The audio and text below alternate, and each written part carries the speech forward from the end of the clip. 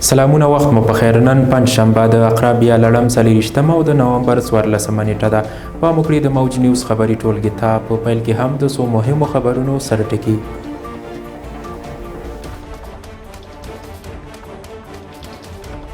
اسلامي امارت په محضر کې یو تن اعدامولو په اړه د نړیوالو غبرګونونه.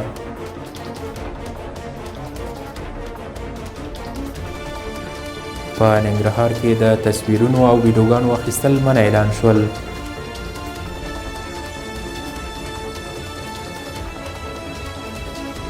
د خوست له نړیوال هوایي ډګره سعودي عربستان ته الوتنې پیل شوې.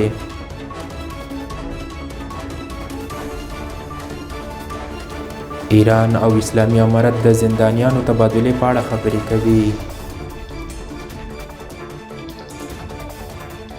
او په غزه او لبنان کې د اسرایلي بریدونو له امله ګڼ شمېر کسانو ته مرګ ژوبله اوښتې.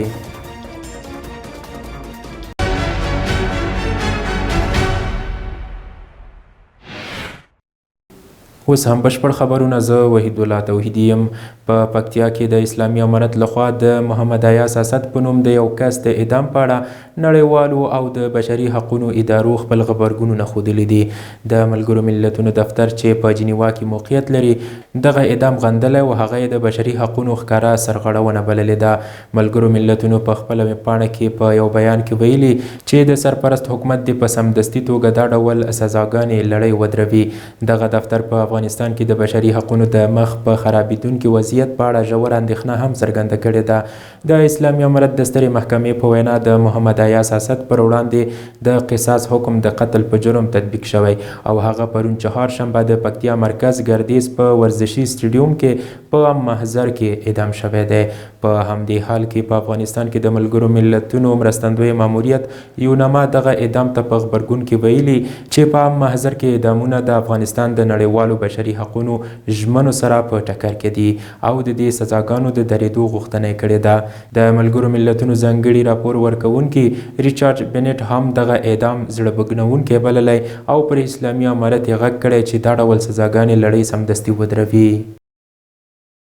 د افغانستان د خبریالانو مرکز خبر ورکړی چې اسلامي امارت په ننګرهار کې دولتي ادارو ته امر کړی چې د ژوندیو سرو عکسونه او ویډیوګانې نه اخلي او نه دې خپروي.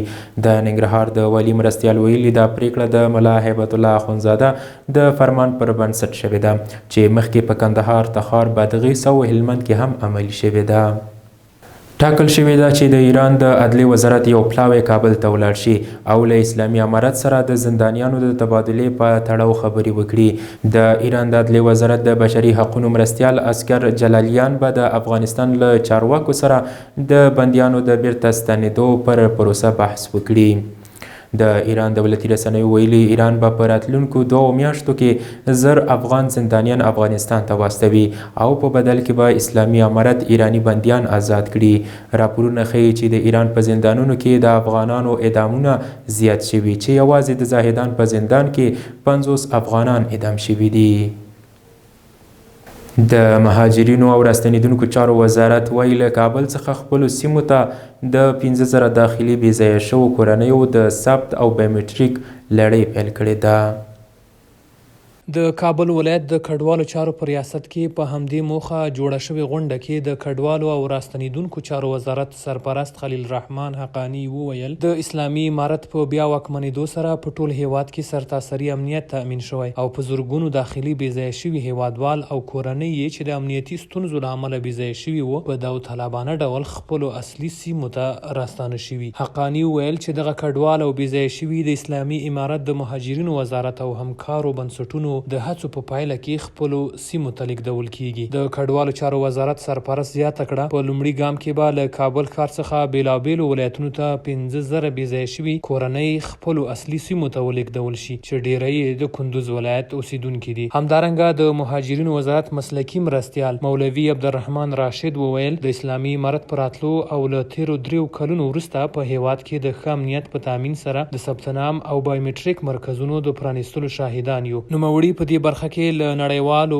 همکارو بنسټونو څخه مننه وکړه او زیاته یې کړه چې په لومړي ګام کې به دغه بې ځایه شوي له کابل ولایت څخه کندوز ته انتقال شي. ډاکار موسسې په افغانستان کې د څښاک اوبو د چمتو کولو په برخه کې همکارۍ ته لیوالتیا ښودلې. د اوبو او انرژۍ وزارت مسؤلین وایي چې د دې وزارت اوبو مرستیال مجیب الرحمن عمر اخندزاده په خپل کاري دفتر کې د ډاکار موسسې له رئیس جوهان پالموریس او ملپلاوي سره لیدنه کړې ده. د مسؤلینو په خبره د دواړو لورو ترمنځ په دغه لیدنه کې په افغانستان کې د څښاک اوبو د چمتو کولو او د ځمکې لاندې اوبو د تغذیې په اړه خبرې شوې دي. د یادې موسسې مسؤلینو په افغانستان کې د څښاک اوبو د چمتو کولو او د ځمکې لاندې اوبو د تغذیې په برخه کې همکاري ته لیوالتیا وښوده.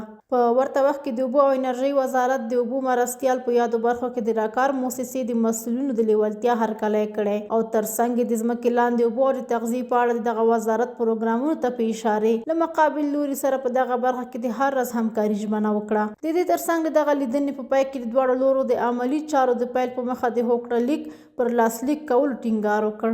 دا په داسې حال کې ده چې تازه د یو هالنډي شرکت مسؤلینو هم د اوبو او انرژۍ وزارت سرپرست ملا عبداللطیف منصور سره د لیدنې په طرز کې په افغانستان کې د برېښنا د تولید په برخه کې پانګونې ته لیوالتیا ښودلې ده. د خوست له نړیوال هوایي ډګره سعودي عربستان ته الوتنې پیل شوې. د اسلامي امارت د ترانسپورټ او هوایي چلن وزارت اعلان کړی چې د کام ایر هوایي شرکت به له دې وروسته په اونۍ کې یو ځل د خوست له نړیوال هوایي ډګره جدې ته الوتنه وکړي. د خوست نړیوال هوایي ډګر په 2021 کال کې د پخواني ولسمشر اشرف غني لخوا پرانیستل شوی و. لوګر کې روان کال د لسګونه په نشهیي توکو د روږدو کسانو درملنه شوې. د یاد ولایت مسؤلین وایي چې روان 1403 کال د دغه ولایت د روږدو کسانو د درملنې په دیش بستریز روغتون کې نږدې 150 کسانو درملنه شوې ده.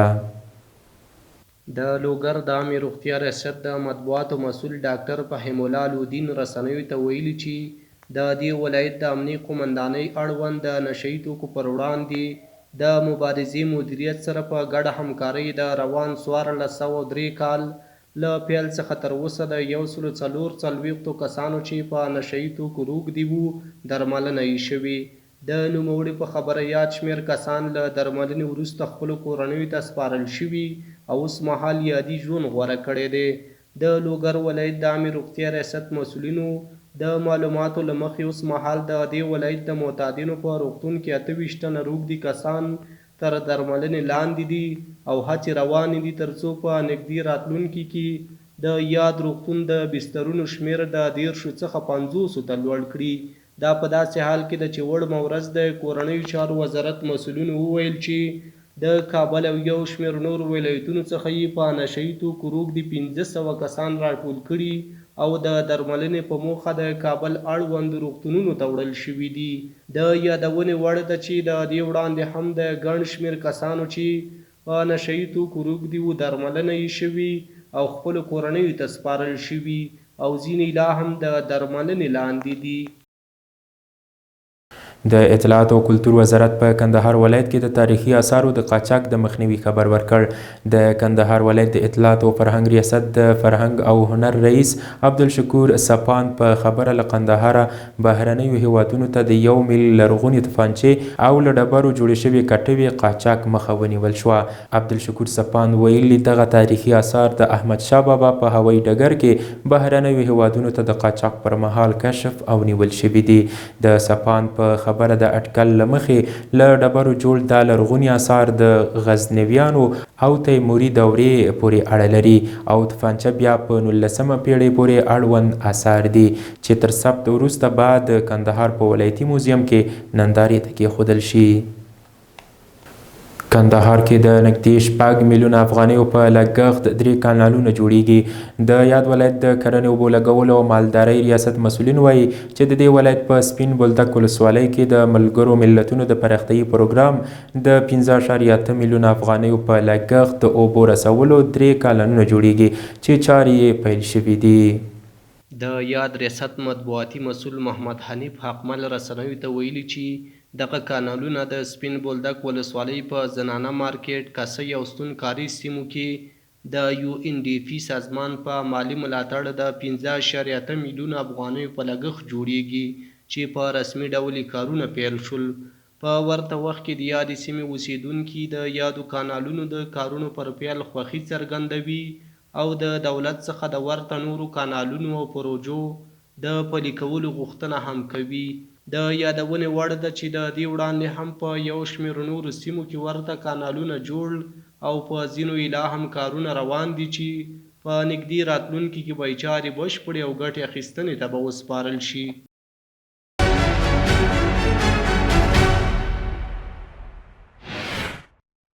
بیا هم ښه راغلاست. اوس هم پام وکړئ یو څو بهرنیو خبرونو ته. په غزه او لبنان کې د اسرائیلي بریدونو له امله ګڼ شمېر کسانو ته مرګ ژوبله اوښتې. پرون چهارشنبې د اسرائیلو په هوایي برید کې د غزې په شمال کې د یوې کورنۍ 3 ماشومان ووژل شول. د لبنان روغتي وزارت خبر ورکړی چې د بیروت په جنوب کې د اسرائیلي برید له امله 6 کسان وژل شوي او 15 نور ټپیان دي. په لبنان کې د اسرائیل په بریدونو کې تر اوسه 3200 کسان وژل شوي او له 14200 ډیر ټپیان شوي دي. په غزه کې هم د اسرائیلي بریدونو د قربانیانو شمیر له 43,000 اوښتی دی. بایډن او شي جینګ پینګ د نړیوالې سرمشریزې په څنډه کې لیدنه کوي. د امریکا ولسمشر جو بایډن د شنبې په ورځ په پیرو کې د آسیا پیسفیک اقتصادي همکارۍ سرمشریزې په څنډه کې د چین له ولسمشر شي جینګ پینګ سره لیدنه کوي. د سپینې مړۍ د ملي امنیت سلاکار چک سلیوان ویلي چې دا لیدنه به داسې وخت ترسره کیږي چې پیکنګ د ډونالډ ټرمپ د احتمالي بیا ټاکل کېدو ته چمتووالی نیسي.